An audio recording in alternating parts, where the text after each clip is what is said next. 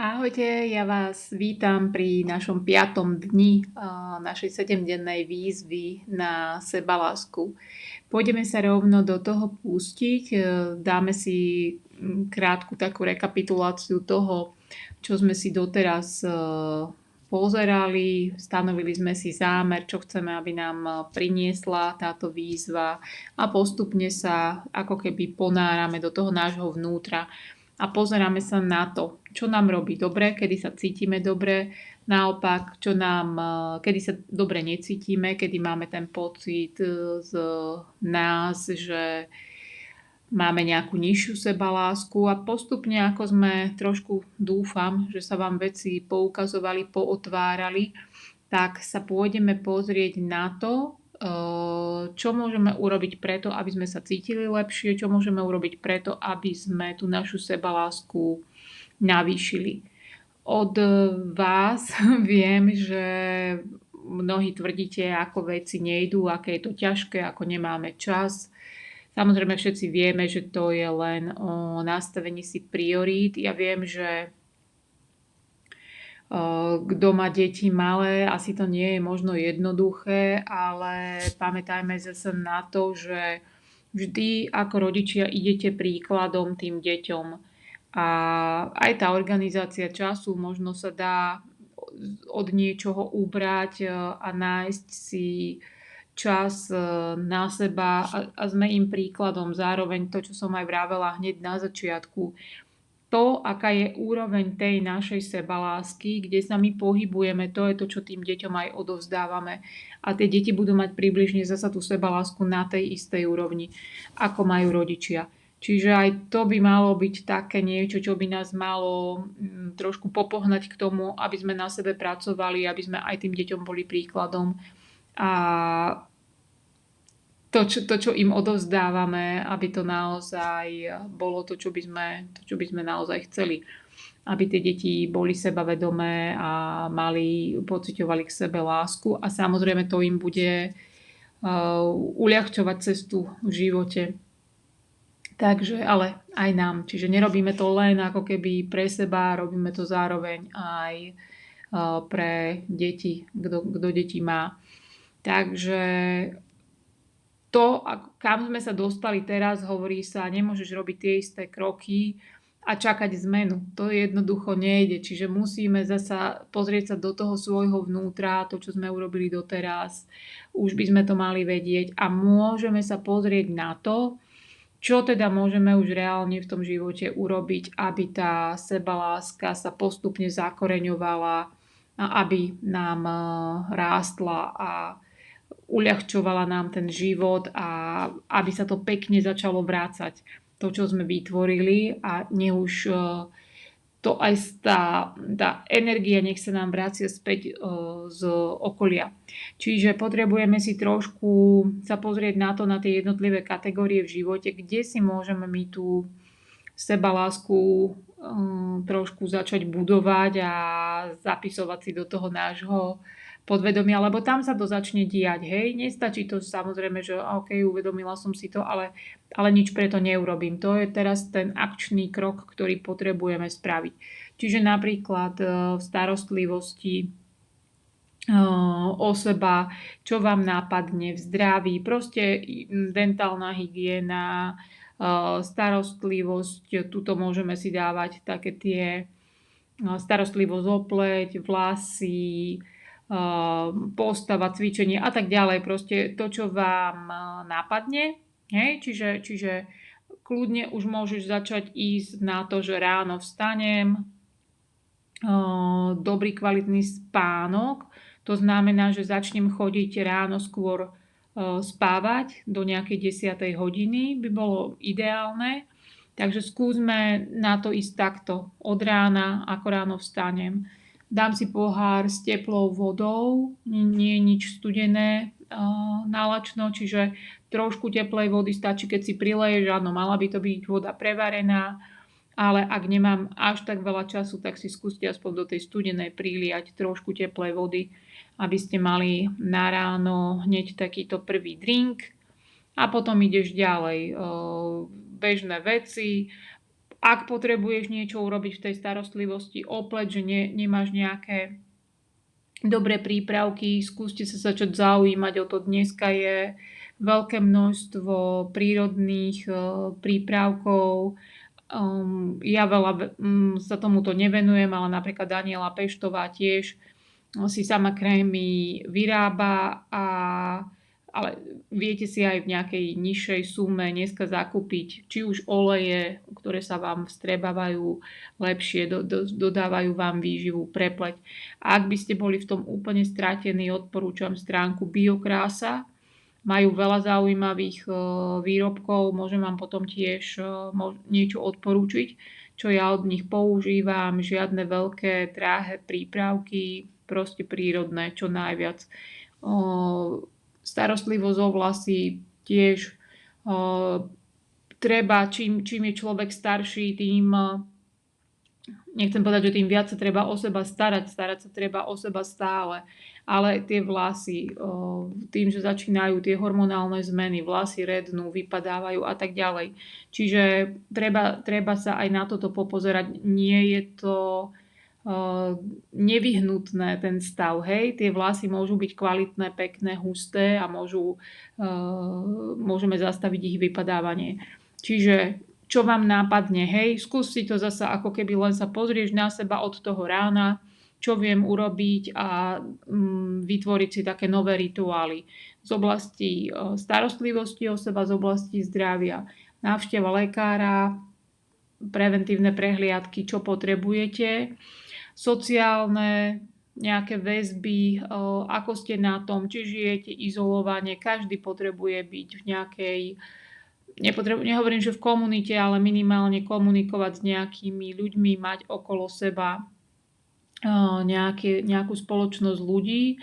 A to už si vy povedzte, či chodíš na jogu a tam sa stretávate s ľuďmi, alebo máte možno nejaké kamošky, proste jednoducho treba mať aj iný kontakt okrem rodiny a práce s niekým ešte.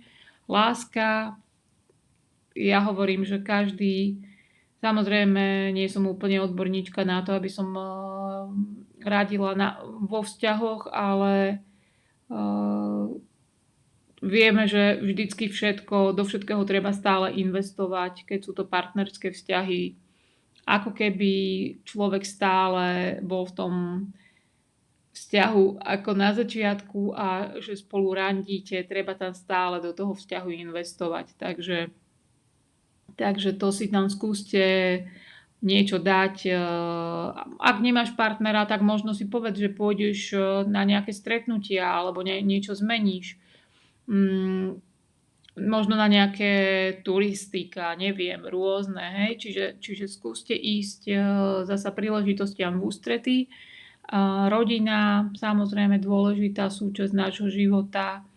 Naplánujte si stretnutia, zavolajte svojim blízkym. Práca a poslanie, každý podľa seba. Či vás práca baví, chceš sa niekam posúvať ďalej, alebo rozmýšľate nad tým, že čo by vás bavilo viacej. Možno skúste si urobiť nejaký aj prieskum, čokoľvek. Spiritualita, môžeme to nazvať duchovno, viera.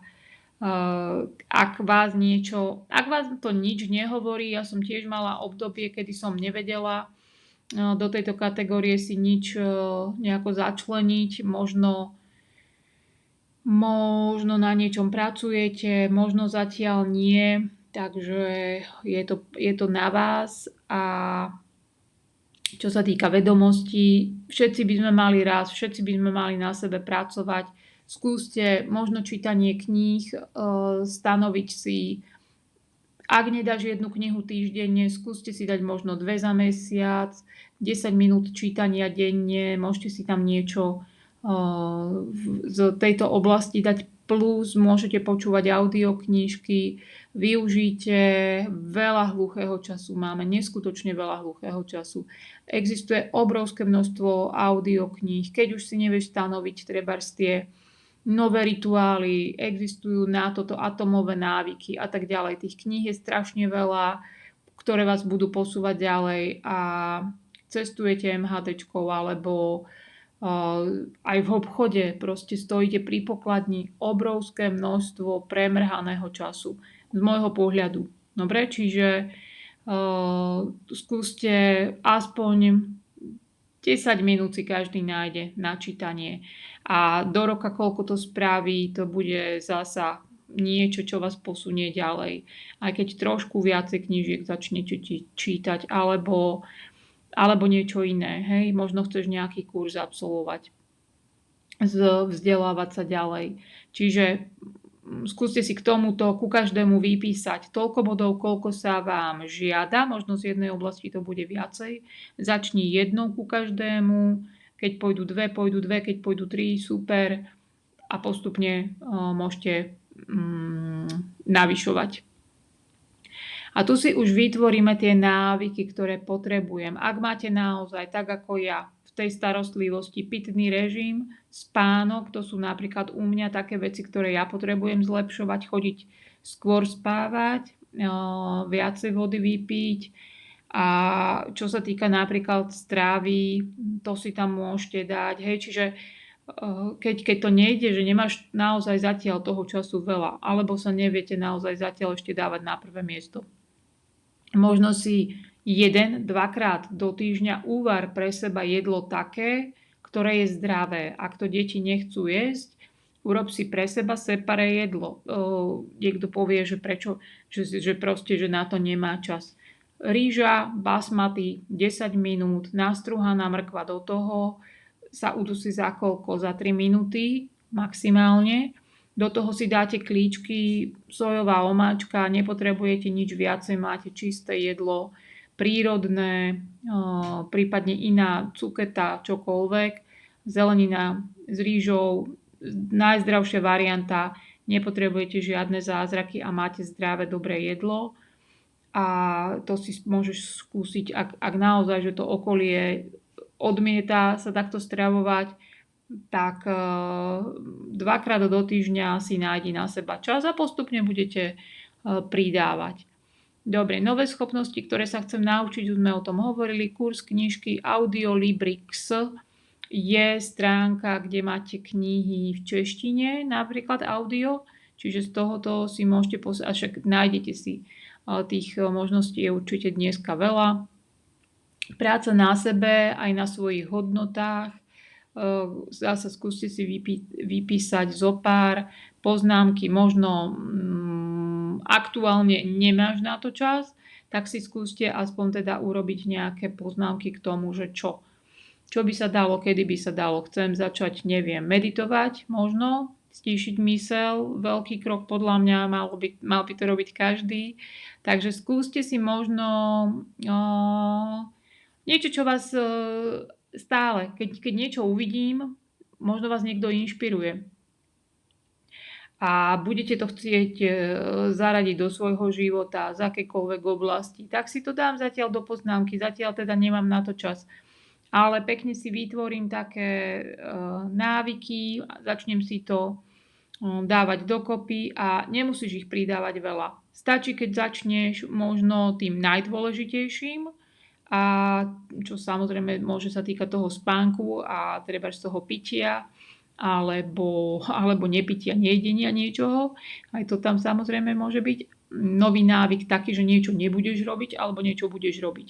Čiže čokoľvek a začnite možno pridať do mesiaca 2-3, aby toho nebolo príliš veľa a zrazu to proste potom nebudete dodržiavať. Hej? Čiže nemusíte si toho nabaliť strašne veľa a môžete postupne ísť. Dobre? Čiže do roka opäť udeje sa obrovitánska zmena. Postupne, keď popridávaš 2 za mesiac, máš 24 nových návykov do roka.